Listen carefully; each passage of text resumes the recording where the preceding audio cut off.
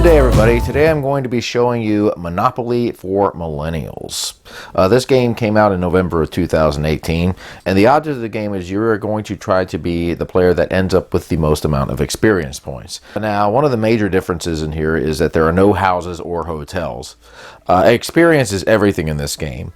And you're going to gain experience by discovering destinations, and you're not going to pay rent, but what you will do is you'll visit your friends and you'll experience the destination, and then you will go ahead and gain these experience points, which are here in the middle of the board. There's different amounts. There's some that say +1, there's some that say +2, and there's also negative ones in here as well. Let me see if I can find one. There's a negative right over there, because you know, some experiences aren't all that great according to the game. Right here you have your chance cards and your community chest cards, and you're going to pick one of those up if you land on a chance space for this and a community chest space for that. And I'll just go ahead and show you some of the cards really quick. Some of these cards you can keep until you're ready to use it. Other cards you're going to play immediately, and then some of the chance cards have these little die challenges over here. If you pick this up, you're going to try to roll one of these numbers, and whichever number you roll, you will simply collect the reward for it.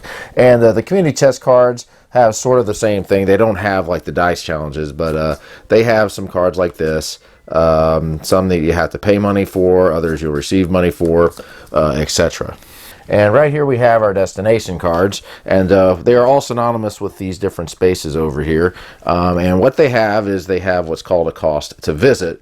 If you end up purchasing this and someone lands on it, they're going to end up paying you this amount of money. But these properties will also have experience values on them that you're going to add up at the end of the game. If it turns out you have one of the color properties, say you only had one brown, you would receive this amount of experience points at the end. But if you had both of them, say these two, then you would get 4 experience at the end. You've got 2 dice here, and you're going to go ahead and roll them, and you're simply going to move that amount of spaces. So let's say I roll 3, and I end up on my friend's couch. Now, in the beginning of the game, everybody is going to receive 100 of these, 100 Monopoly monies. And if you end up landing on a destination that is not claimed, you can simply purchase it for the amount that is listed over here. So in this case, let's say I wanted to get my friend's couch. I would go ahead and pay 10. And I would go ahead and go through the properties here and pick up my friend's couch, and then I would put it in front of me. Let me find it. Here is friend's couch. So let's just say I put this down here in front of me like so. Now, I do not have to purchase this if I do not want to. There are no auctions in this game, so if I want to pass on it, I will just simply pass on it. If I end up rolling doubles, I will go ahead and roll again. And if I end up rolling 3 doubles in a row, then I'm going to end up in jail. There's a couple ways you can end up in jail. Rolling 3 doubles is one way. Landing on the go to jail space is another. And there probably is a card or 2 in here that will send you to jail.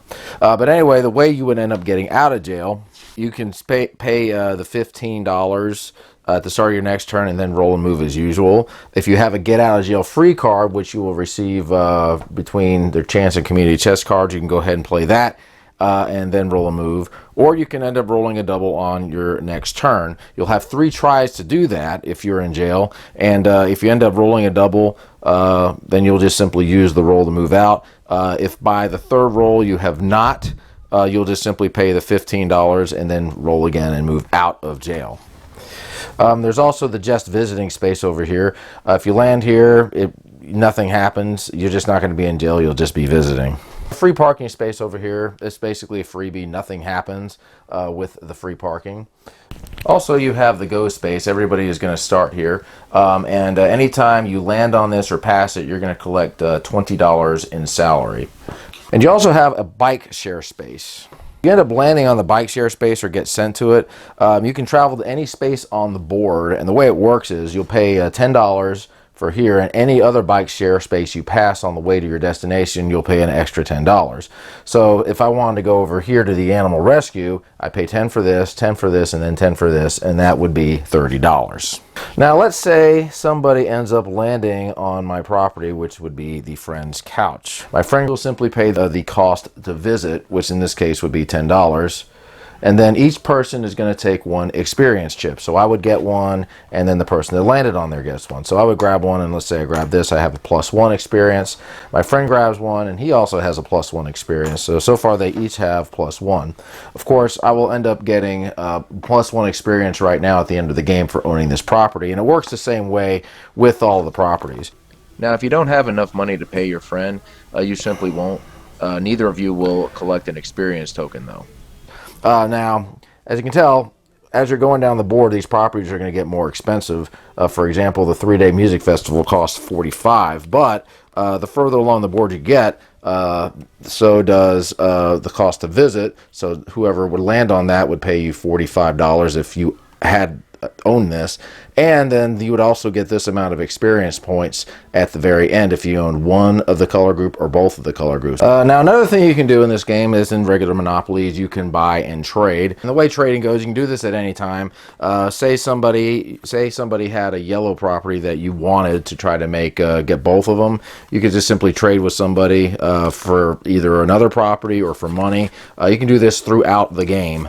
Now, if it turns out that you land on a chance or a community chest spot over here, and it turns out you have to pay money, and you cannot pay money, then what you're going to have to do is pay what you can, and then sell any of the destinations you have back to the bank for face value, or to any of the other players to help pay off your debt.